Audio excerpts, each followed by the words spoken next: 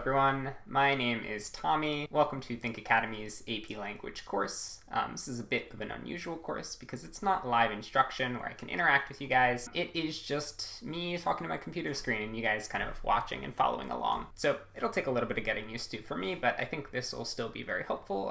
Hopefully we can cover lots of content this way and you guys can be adequately prepared for your upcoming test. Let's start off with a little bit of an introduction about me.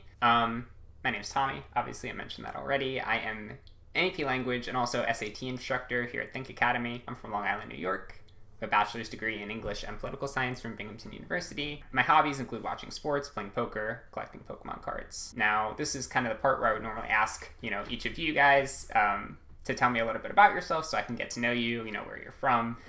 What your hobbies include, where you're thinking about going to college, what you're planning on studying in college, those sorts of things. But I can't really do that right now because you guys are watching this after the fact. So pretend I asked, So before we kind of get into any content, I just wanted to give you a general overview of what this course is, what the structure of this course looks like. This is a cram course. Essentially, we are taking lots of information and trying to stuff them into kind of a short time frame. Normally, this content would take more than 6 lessons to get through, but we're going to do our best to get through all the essentials in only those 6 lessons. Because of that, the pacing will be kind of quick in order to cover everything. However, you guys have the benefit of being able to rewind, right? So if I go through something too quickly, feel free to pause, rewind. If you don't completely get it the first time, that's totally valid. Do whatever you have to do to make sure that you are able to understand.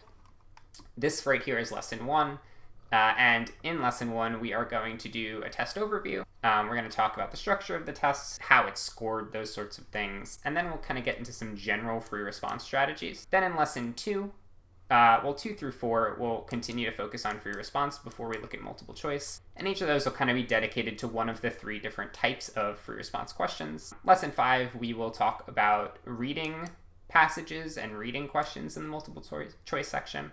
And lesson 6, we'll talk about writing passages and writing questions in the multiple choice. So that's the plan. Free response first, multiple choice last, kind of backwards of, maybe how you would typically think about the test. But as you'll see, a lot of the strategies we talk about for the free response section are also applicable to the multiple choice. So that's kind of why it's structured that way.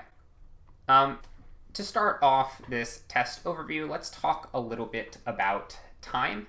Obviously, time is a factor on any kind of standardized test. You do have a limited amount of time to complete all of the questions. For the multiple choice section, there are 5 passages. 2 of them are what we call reading passages, and 3 of them are what we call writing passages, and we'll talk a little bit more about the difference in lessons 5 and 6. But there are 5 total passages, and across those 5 passages, there are 45 questions, and you have 1 hour to complete it. It's a little over a minute per question. However, you do also have to take into account reading time.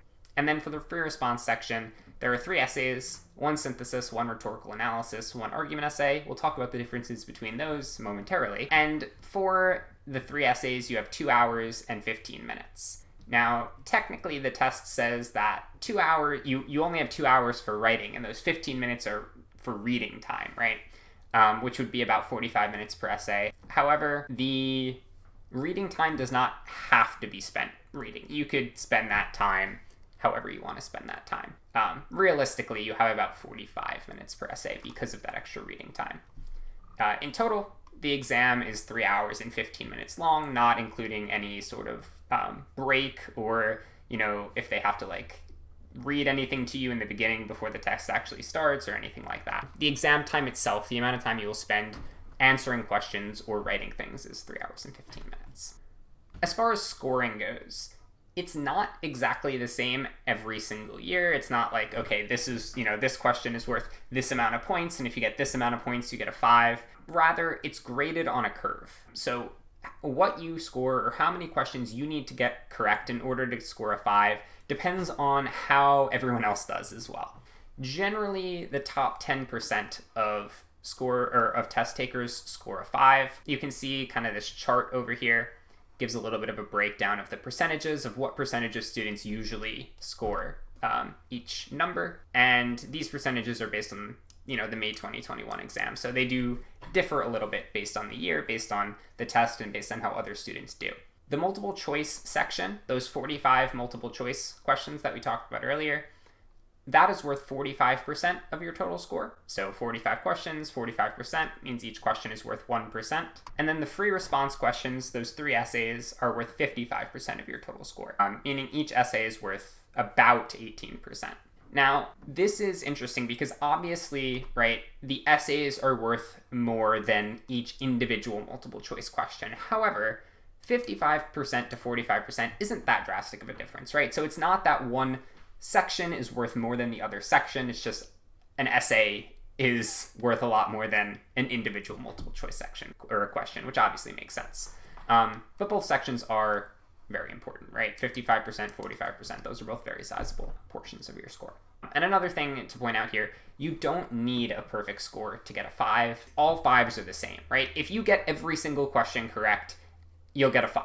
But someone else that doesn't get every single question correct but still gets a 5 has the same 5 as you, right? There's no difference between like a high 5 and a low 5. A 5 is a 5. Same thing with the 4, 3, 2, 1. So you don't need to get every single question correct. You don't need a perfect score, but obviously the more questions correct you get, the more likely you are to get a higher score. So let's talk about free response questions now. We've gone through our general overview. Now let's get some general information about free response questions and some information that maybe applies to all the different types of free response questions. So as I mentioned earlier, the 3 types are synthesis questions, rhetorical analysis questions, and argument questions. I say questions plural. I don't know why. There's only one of each of these. Regardless of when you take the test, unless they make drastic changes in the future, obviously, there will be 1 synthesis question, 1 rhetorical analysis question, and 1 argument question. So you will have to know how to do all 3 of these. You will have to do all 3 of these, no matter what. The synthesis question, or the synthesis essay, you are given 6 or 7 sources to work with. Usually it's 6. Sometimes they'll give you a 7th source to work with. Your job is to take that information that you're given in those sources and to compose an argument in response to the prompt using information and evidence from those 6 or 7 sources. So your argument is kind of based on what those sources say, and you're using those sources as kind of the sole basis of evidence for your argument. You're incorporating that into your essay. For the rhetorical analysis essay, they give you a passage, and your job is to identify the rhetorical choices used by the author and analyze the impact of those choices. We'll talk more about what rhetorical choices are, what counts as rhetorical choices in future lessons. But for now, you're given a passage, you need to say, okay, the author is doing these things, and because the author is doing these things, it creates this effect. And then the third and final essay is the argument essay. And we're actually going to talk about these in reverse order of how they appear on the test. But this is the order of the test. In the order of the test, the argument essay is the final essay. In the argument essay, you're given a claim or idea, and your job is to create an argument related to that idea and to support the argument with evidence based on your own knowledge or experiences. So it's similar to the synthesis essay, except that in the synthesis essay, you're given these sources and your evidence is coming from those sources.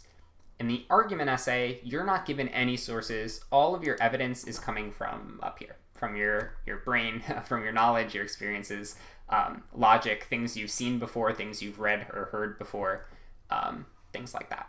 So let's talk about the rubric a little bit. When we talk about each of these 3 essay types in lessons 2, 3, and 4, we will go into more specifics for the rubric for each of them. Because there are some slight differences between the rubrics for the 3 types. However, there are a lot of similarities. The first similarity being these 3 categories. All of the free response questions are graded based on these 3 categories. Thesis, evidence and commentary, and sophistication. Thesis is worth 1 point. And in general, that point is earned by having a thesis in your essay that responds to the prompt and presents a defensible position. So what does that mean? Well, it responds to the prompt. It's pretty straightforward, right? It has to be related to what the question's asking you to do, and presents a defensible thesis or a defensible position. That's something we'll talk about more in a little bit. essentially means it has to be something you can argue, something you can defend. Evidence and commentary is worth the most amount of points. That just means you have to use evidence and as well as commentary, which we'll talk about later, that supports all claims in a line of coherent reasoning and provide commentary that explains how the evidence supports the essay's reasoning. This is kind of verbiage that's used directly from the rubric. And finally, sophistication. You must present a complex argument and articulate the implications or limitations of that argument, including effective use of rhetorical techniques to convey that argument. Again, language that's taken straight from the rubric. We'll talk more about how to earn these points for these 3 different categories a lot more throughout the next couple of lessons.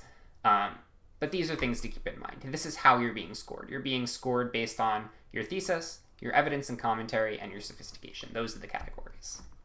Okay, let's talk about the structure of an essay.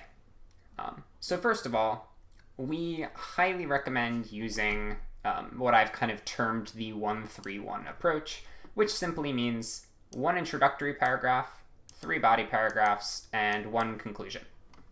It's not required. There is no specific structure or number of paragraphs that you need to have, but using this 1-3-1 approach is the easiest, simplest, most straightforward way to kind of ensure that you can stay on topic, on the right path, something like that. And we'll talk about why more, but essentially the idea is you want an introduction because the introduction is important to introduce the audience to the idea and also present the thesis that you're going to be arguing throughout the rest of the essay.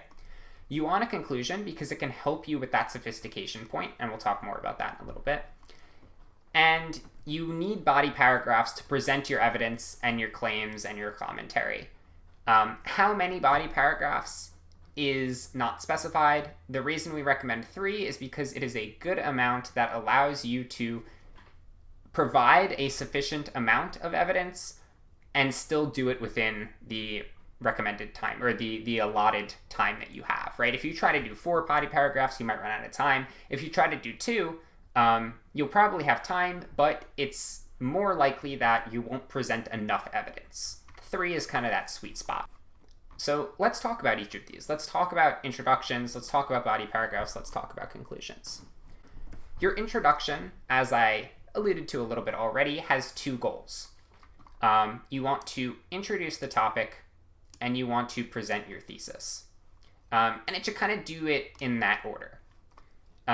Your introduction should not do anything else other than these 2 things. It has 2 goals and 2 goals only. You don't want to be bringing in evidence. You don't want to, start arguing your position. You don't want to address opposing viewpoints. All you want to do is introduce the topic and present your thesis. That's it. The first thing you should do in your essay, the first couple of sentences of your essay, should be dedicated to giving the reader information about what you're talking about, some background information, some sort of introduction to the topic, rather than just kind of throwing your thesis at them. First, you want to kind of warm them up. Like, all right, this is what we're talking about. Since this year, this issue has been a huge concern in the United States, right? Something like that. You want to provide general background information, provide some context maybe. If there's certain historical events that are important to understanding the topic, you could tell them about that. And the real kind of cheat code here for introducing the topic, for presenting this background information, is that the prompt a lot of the times will give you information that you can use. The prompt is going to introduce the topic for you, so you can kind of steal that information from the prompt and use it to introduce your audience to the topic as well. I wouldn't recommend doing it word for word, but the information that you need is there, right? You can take that information and then you can use it to introduce the topic. Don't use phrases like "this essay is about" or "I will be talking about." It's just not necessary, right? Get right into what you have to say. Instead of saying, this essay is about the Civil War, you could just say, the Civil War was a conflict in the 1800s in the United States, right? Instead of saying, this essay is about recycling, you could say, recycling has been a controversial issue recently because of this thing that happened that the prompt told me about. You never want to kind of tell the reader directly what you're doing, right? You never want to say, this is my thesis statement, this is my introduction, this is my conclusion, this is my essay, right? This is my point. It's just unprofessional to do it like that. You also kind of want to avoid using words like I, we. You mostly want to be talking in the third person. That's not always the case, right? There are some very good essays that use first person. So I don't want to say you definitely can't use first person, but I wouldn't recommend it unless you're a very skilled writer and you know what you're doing when you're doing it. So let's look at an example here of introducing the topic. So if we take a look at this prompt, it tells us, I hope you guys can see this. I don't know if it's small for you guys. If it is, I guess you can maybe zoom in on whatever device that you're using.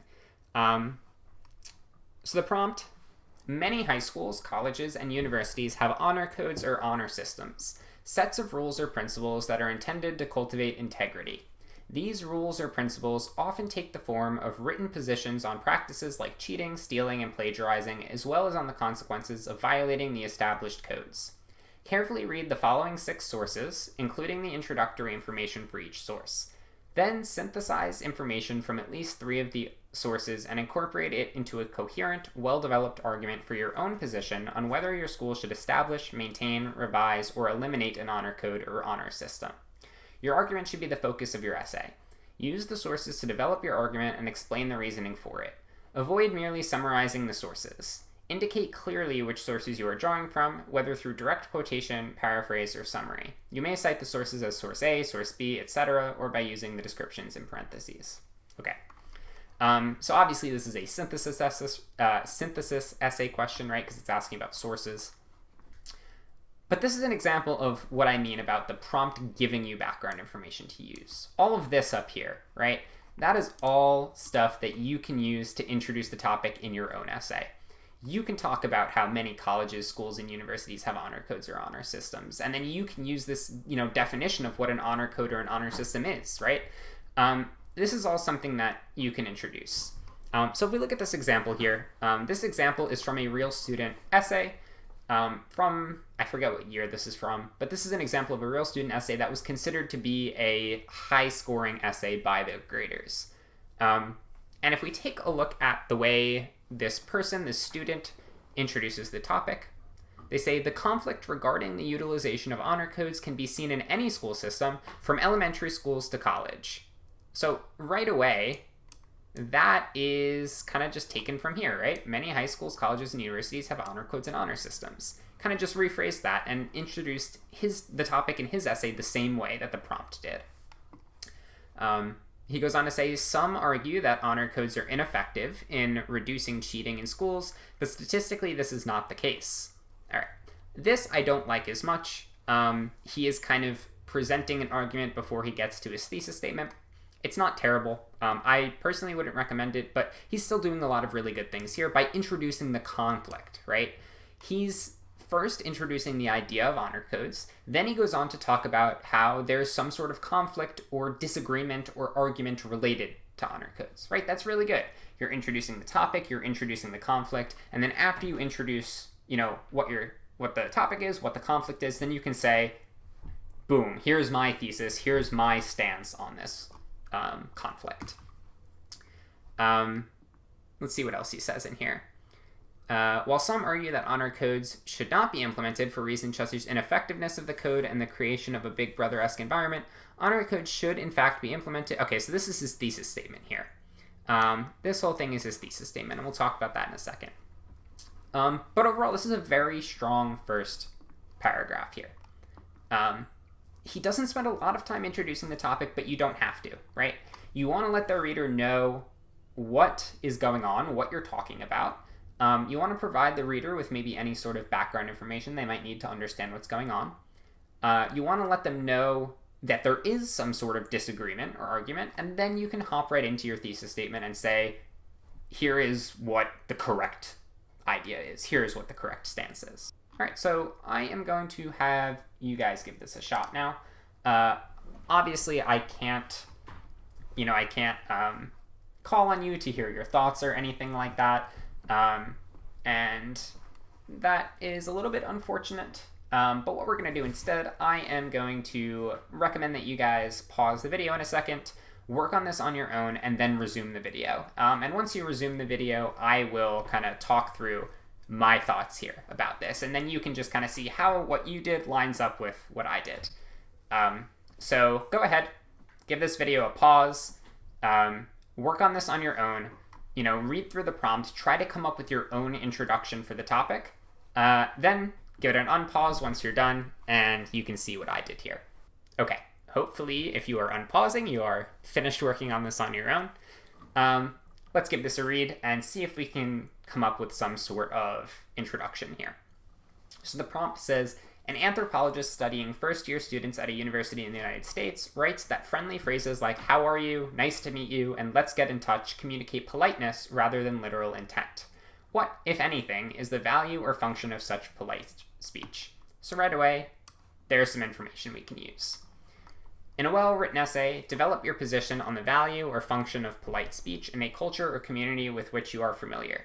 Use appropriate evidence from your reading, experience, or observations to support your argument. All right, so unlike the previous one, which was the synthesis question, this is an argument essay question, right? We're not given sources. Not that that's really relevant to what we're doing right now anyway, but just wanted to kind of point out the difference for you guys.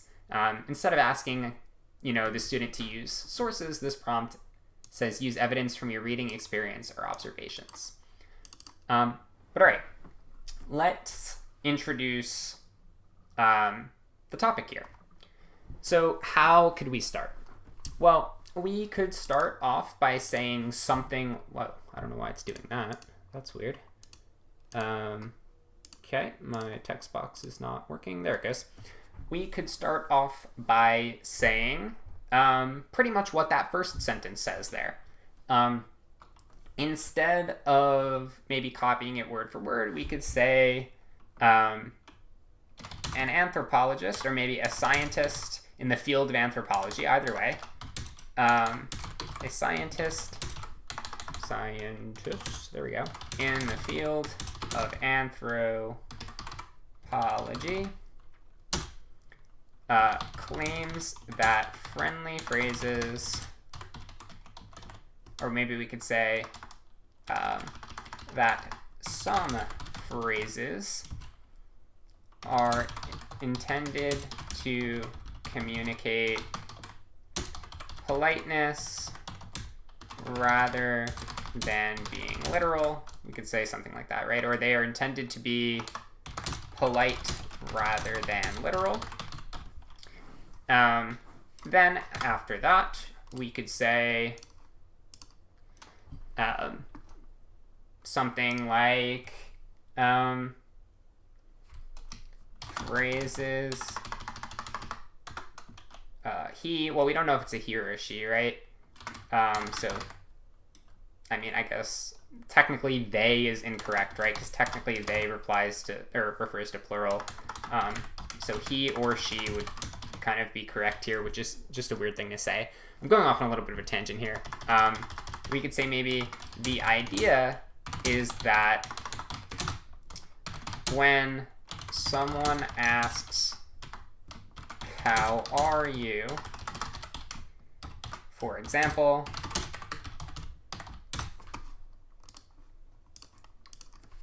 they are not genuinely interested in how you are doing, but rather want to convey that they want to convey that they, what's another word for polite? Cordial, right? They want to convey that they are acting cordially. So yeah, we could say something like this, right? This could be how we introduce the topic. And then from here we go into our thesis statement, right? Which would be like, this is true because this is false because this, right? We'll talk more about thesis statements in a little bit. But I think this is pretty solid. This could be a pretty solid way to introduce this topic. Something that talks about this topic and talks about, what the idea is that you're going to be arguing about. You could also maybe include information about the difference between literal and polite phrases, right? You could explain that a literal phrase is something that is designed to convey exactly what you're saying, whereas a polite phrase may not be designed to convey exactly what you're saying. You could maybe give some more examples of phrases like this, something like that. As long as you're introducing the topic, right? It doesn't have to be exactly like this, but this is a pretty solid example. And this is normally the part where I'd ask if you guys had any questions, but obviously I can't answer them right now. So yeah, hopefully that concept makes sense. Okay.